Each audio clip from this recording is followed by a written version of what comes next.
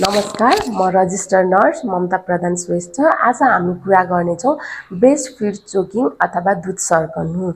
दुध सर्कनु भनेको आमाले बच्चालाई दुध खुवाइरहेको बेलामा कहिलेकाहीँ बच्चाले दुध निल्न नसकेर श्वास नलीतिर पुग्नु वा सास फेर्न गाह्रो हुनुलाई दुध सर्कनु भनिन्छ।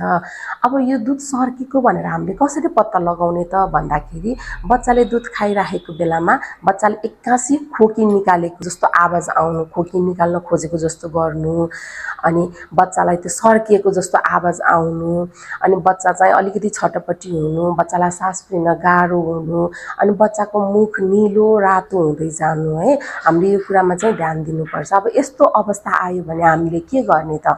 यस्तो अवस्था आयो भने पहिला त आफू एकदम नर्भस नहुने है, आफू पनि नात्तिने र अरूलाई पनि नअत्ताउने। अनि बच्चा यदि त्यस्तो एकदम सर्केको जस्तो आफूलाई त्यस्तो शङ्का लाग्यो भने बच्चालाई एकछिनको लागि दुध खुवाउन बन्द गर्नुहोस्। त्यसपछि बच्चालाई हल्का राम्रोसँग होल्ड गरेर उठाउने र उठाएर यसरी पछाडि हामीले यसरी राख्नु पर्यो। बच्चालाई राखेर यो जुन यो सोल्जरको बिचमा ड्याप ड्याप ड्याप ड्याप पार्ने है। यस्तो गर्दाखेरि बच्चाले राम्रोसँग आवाज निकालेर खोक्न सक्यो, मजाले आवाज निकालेर रुन सक्यो भने ठिकै छ।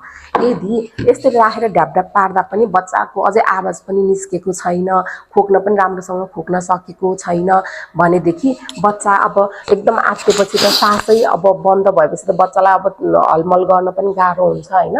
बच्चा एकैचोटि अनरेस्पोन्सिभ हुनसक्छ, बच्चा नचल्ने हुन्छ, अनि बच्चाको सास छ कि छैन भनेर हामीले विचार गर्नु पर्यो। यदि बच्चा चल्न छोड्यो, सास रोकियो भने चाहिँ हामीले के गर्नु पर्यो त? इमिडिएट सिपिआर दिनु पर्यो है।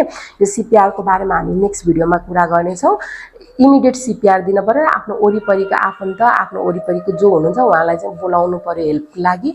उहाँहरूलाई हस्पिटल अथवा मेडिकल पर्सनको लागि इन्फर्म गर्नु पर्यो र हामीले चाहिँ यहाँ सिपिआर कन्टिन्यू गर्नु पर्यो। सिपिआर भनेको चाहिँ यो हस्पिटल नजाँदासम्म चाहिँ दिनुपर्छ। अनि अर्को भनेको हामीले अब यो चोकिङ हुन नदिन, दुध सर्किन नदिनलाई हामीले के उपाय अपनाउनु पर्छ भन्दाखेरि दुध खुवाउँदाखेरि जहिले पनि राइट पोजिसनमा राखेर बच्चालाई अलिकति अपराइट पोजिसनमा राख्ने र राम्रोसँग दुध खुवाउनु पर्यो। अनि कहिलेकाहीँ बच्चा अलि धेरै बेरसम्म सुतिरहेको हुन्छ, त्यो बेलासम्म आमाको दुध अलिकति धेरै जम्मा हुन्छ, अनि बच्चाले दुध चुस्न थालेपछि आमाको त्यो दुध चाहिँ एकदम हाई फ्लोमा आउने हुन्छ। कहिलेकाहीँ त्यस्तो बेलामा के हुन्छ त, बच्चाले एकैचोटि निल्न सक्दैन।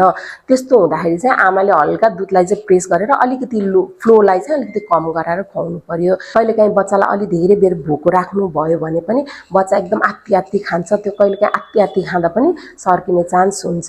त्यही भएर हामीले मेन कुरा त बच्चालाई राम्रोसँग राइट पोजिसनमा खुवाउनु पर्यो।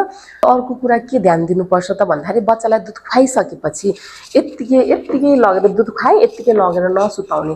बच्चालाई राम्रोसँग होल्ड गरेर पछाडि यसरी बच्चालाई यस्तो पोजिसनमा राख्ने र पछाडि यो बच्चाको यो ढाडको बिचमा हातलाई चाहिँ सी सेप बनाएर बर्फिङ गर्ने है। बर्फिङ भनेको यो ढक्कर गराउने बच्चालाई यस्तो ड्याप ड्याप गरेर। कुनै बच्चालाई 5 मिनटसम्म लाग्न सक्छ भने कुनै बच्चालाई 10 मिनटसम्म लाग्छ टाइम। यस्तो ड्याप ड्याप ड्याप ड्याप गर्ने यो सी बनाएर यो कति बेलासम्म गर्ने त भन्दाखेरि बच्चाले जबसम्म ढ्याउ गरेर आवाज निकाल्दैन तबसम्म गर्ने र बच्चालाई सुताउँदाखेरि जहिले पनि कि त दाहिने उल्टो पारेर सुताउनु पर्यो, अनि फेरि एकछिनमा देब्रे उल्टो पारेर सुताउनु पर्यो। पछाडि केही सपोर्ट राखेर दाहिने र देब्रे गरेर सुताउनु पर्छ। आजलाई यति नै। नेक्स्ट भिडियोमा हामी सिपिआरको बारेमा कुरा गर्नेछौँ। हस्, धन्यवाद।